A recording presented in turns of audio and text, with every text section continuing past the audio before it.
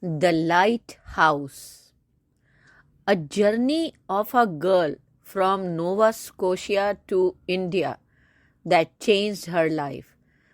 The memories and the connection of the past life reunited her with her own people. A must read story. Sylvia, a young writer of 27-year-old, stayed in Nova Scotia in Canada.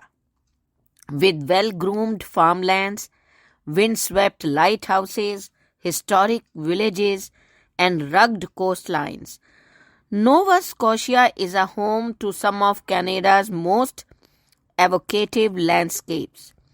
Adding to the province's natural beauty is its unique culture, a blend of English, Scottish, and French traditions, as well as its hardy and warm-hearted residents. Sylvia was living all alone in her small but beautiful cottage, facing the small hills from where she could see the oldest lighthouse of her area. She loved to visit lighthouses since her childhood. She had no one with whom she could share her feelings, though she had her father, who was once working at the lighthouse in India. But then he came back and settled down in Nova Scotia. Her mother died at a very young age. She was Indian. When she died, Sylvia was just 8 years old. She still remembered her innocent face. She was very beautiful, fair complexion, slim, and had long hair. She was quite caring and loving. She used to tell a lot about her hometown in southern India, where she met Sylvia's father, Robert, at Vizimzam Lighthouse at Kovalam. It was considered to be one of the oldest lighthouses in Kerala. It was constructed in Vizimzam as it was a busy port during the 18th and 19th centuries. Now it has become a prominent attraction near Kovalam beach in Kerala. Sylvia was fond of listening to stories since her childhood, as her mother Padma used to narrate stories of Indian villages and Indian epics Ramayana and Mahabharata. She had told Sylvia that she eloped with her father on one stormy night as no one was supporting her relationship with Robert. Her father was a fisherman, was earning well. He was considered to be one of the richest persons during that period. She told Sylvia about her mother, who as the most loving person on this earth. While narrating about all this, Padma used to become sad and lost in her past. Now she could not go back to her family, as no one would accept her. She showed her a locket made of gold and diamonds to Sylvia many times, as that was the only thing she brought with her when she left her house. It was presented to her by Sylvia's grandmother on her 10th birthday in India. It was a family locket beautifully designed. When Padma got sick and was on her deathbed, she presented that locket to Sylvia, who was just 8 years old then. She told her that when she would become an adult and could visit India by chance, then she must visit her hometown. She also said that she should never part with this locket, whatever may come. After Padma's death, Sylvia's father remarried. Her father was living with her second wife and children. He left Sylvia with a nanny. She grew up and started writing stories for her school magazine. After completing her higher studies, she became a professional writer and started earning. Her stories brought her fame. Now she decided big that she would start writing novels.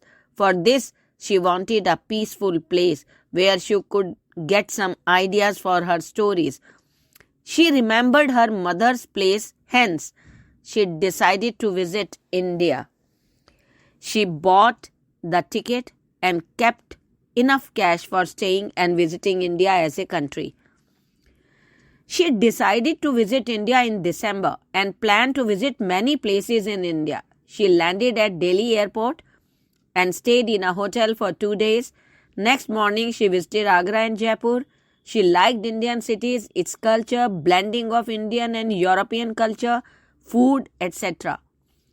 After spending 2 days, she left for Benares.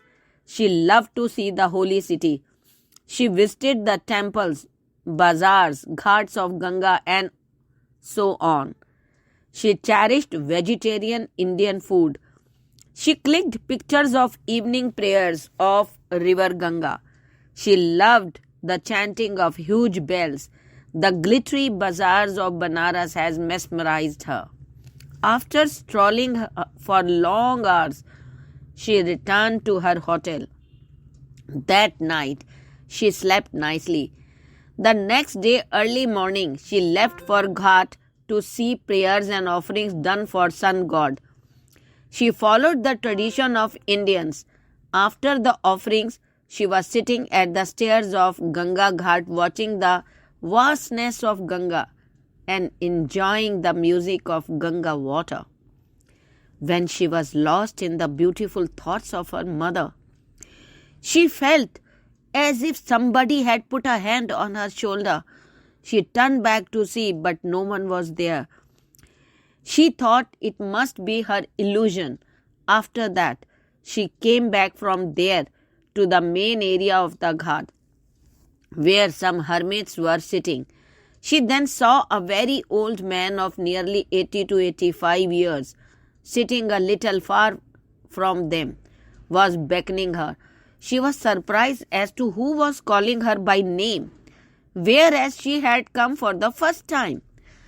Then she decided to approach him. As soon as she went near him, he called her and asked that why she has taken so much time in coming to India. Sylvia was shocked as to what he was trying to say. On seeing her confused face, he held her hand and asked her to sit. She felt on touching his hand as if she was traveling to another world. She saw that there was a beautiful village near a coastal line facing a hill near the sea. There was a lighthouse on top of that hill. She saw that many ships were navigating there. It becomes cloudy and the light gets on in the lighthouse. Suddenly the light started flickering over there, as if someone was giving a signal. At a flash of time, she saw that a boat was coming from the opposite direction, struggling the waves.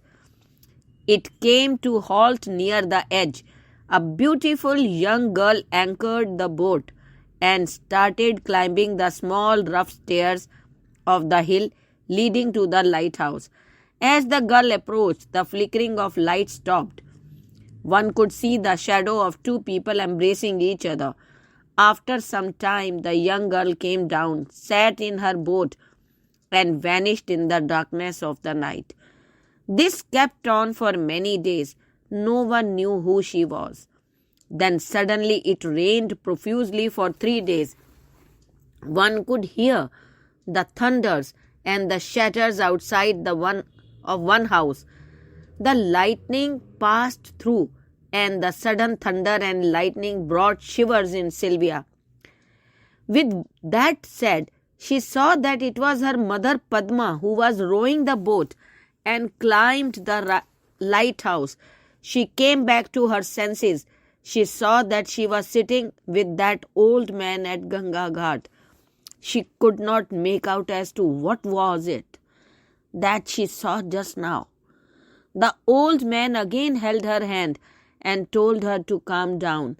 He asked her to go to her room and rest. He told her to visit him on the same evening. Sylvia left for her hotel, got some rest, and again in the late evening decided to visit the old man after the Aarti. Please watch the next video to be continued. Thank you.